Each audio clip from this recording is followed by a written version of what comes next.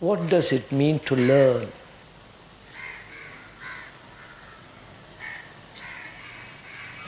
From the age of 5 or 6, we go to school, or there we learn facts. We learn a great deal of information and stored up in the brain as memory. Right? Right, sirs? A memory stored up. And with that memory, we act. To have a career, a job, money, and so on.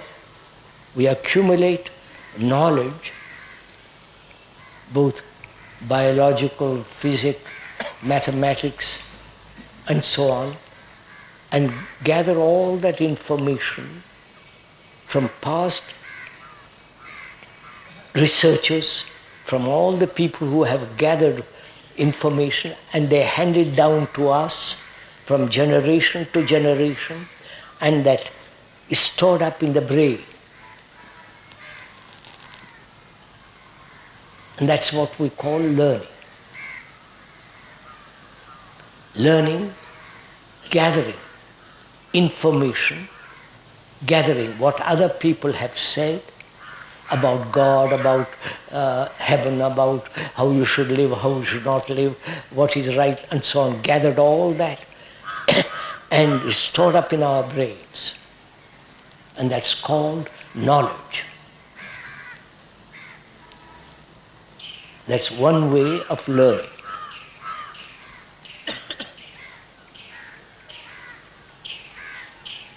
Right? There's also another way of learning, is to go out and act, and from that action learn, which becomes knowledge. So we're always acting from knowledge. And knowledge is always the past, that which has been. Right?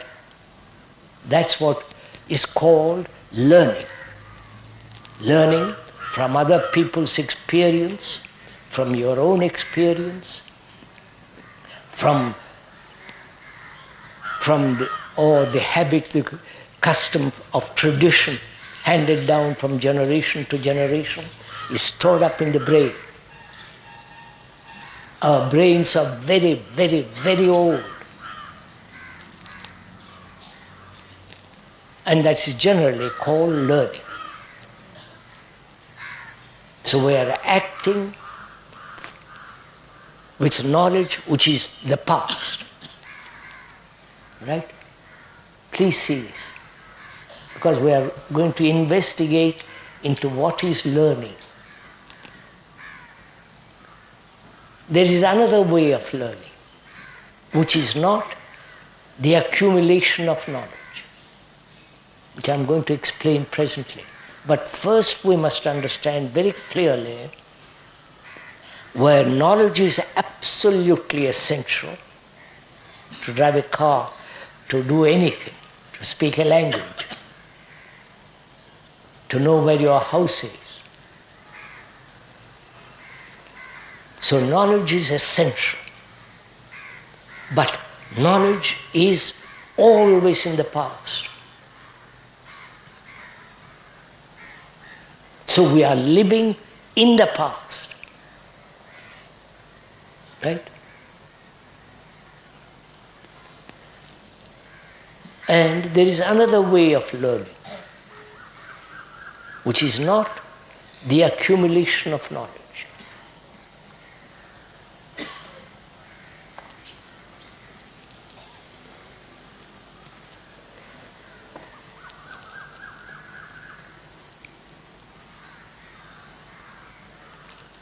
Now will you kindly listen to what I have to say?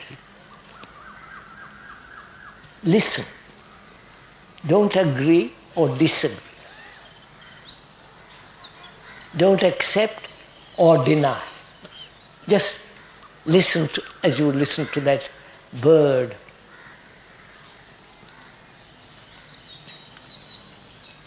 As I said, as the speaker said just now, we only know one method of learning, which is to accumulate knowledge. And with that knowledge, from that knowledge operate, function, to have a job, to have a house, and so on, so on, so on. That knowledge becomes dangerous in relationship. You understand? If knowledge, which is remembrance, becomes important in human relationship with each other, then that very knowledge divides people. We'll go into that. Just see it, listen to it. We are saying there is another way of learning.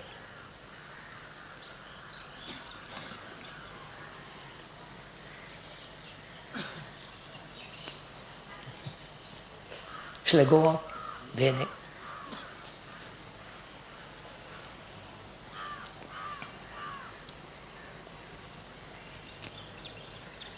That implies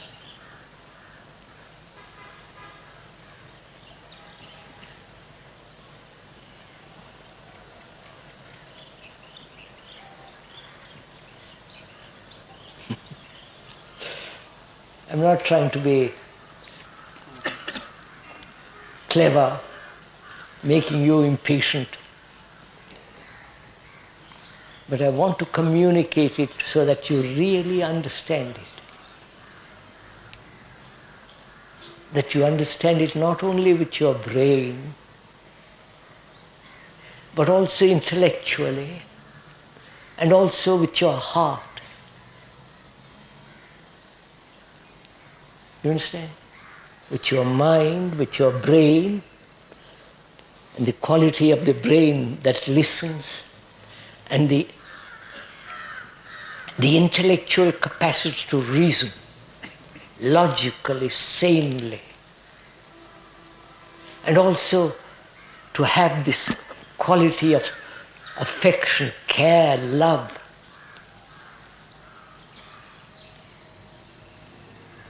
Because those are demanded when you want to discover something new.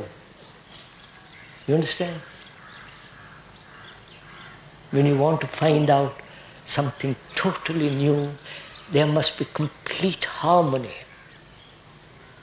Not just intellect operating on its own, or the brain remembering all the past incidents, happenings, conclusions, and holding on to them, and also to have, which is perhaps the most difficult thing, to have care, love, affection.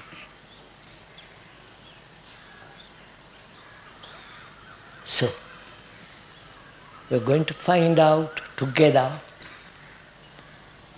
if there is a different way of living, which is learning and acting.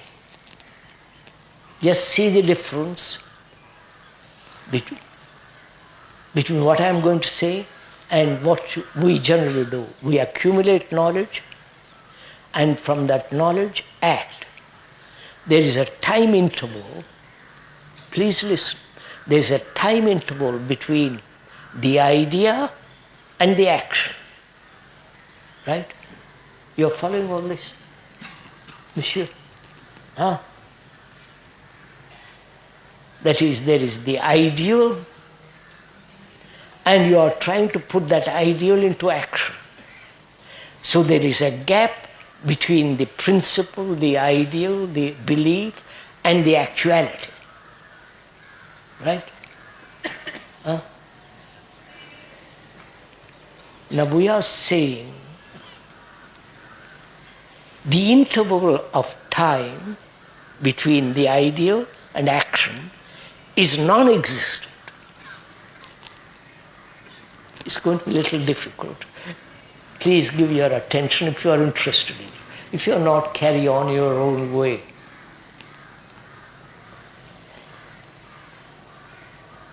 Please see what we do actually.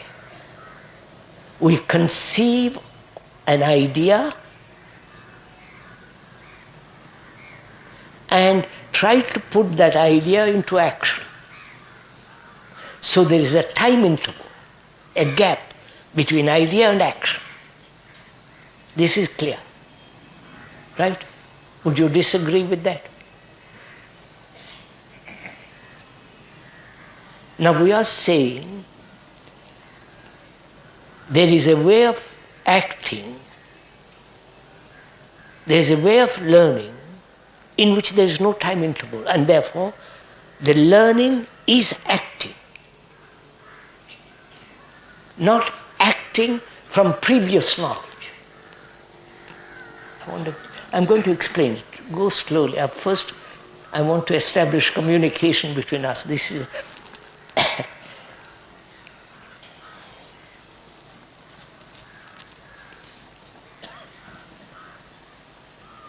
a first-class engineer is very well acquainted with the piston engine, the internal combustion machinery. And he wants to discover something new.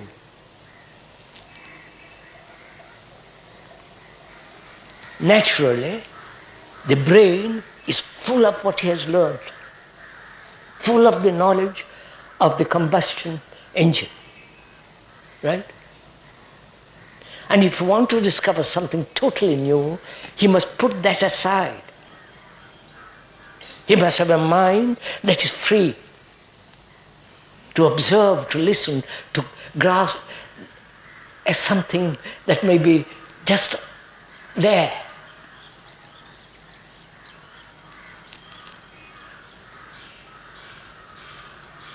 So the requirement for learning, which is not merely the accumulation of knowledge, is to have a mind that is not burdened with knowledge.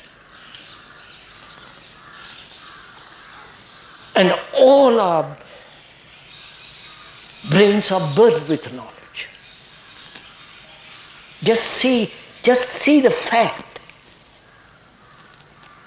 The more traditional you are, the more you have read Gita, Bhagavad, whatever you read, it's all stored up. It is registered in your brain. And so you can never find something totally new. I was once a friend, a very well-known author, and we were talking, he was a friend of mine, and he said, you know, I have read so much. I've read all the Eastern philosophy, the Chinese, of course, European. I know all about communism, Marx I've read, and so on. And I have no space for the new. You understand? A mind that is traditional, like most minds are, something handed down from generation to generation, a custom, a habit, a ritual, a puja, all that. How can such a mind find something new? You understand my question?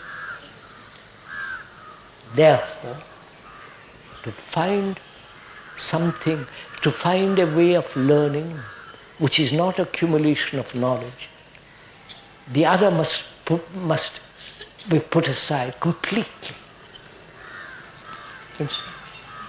That means no tradition.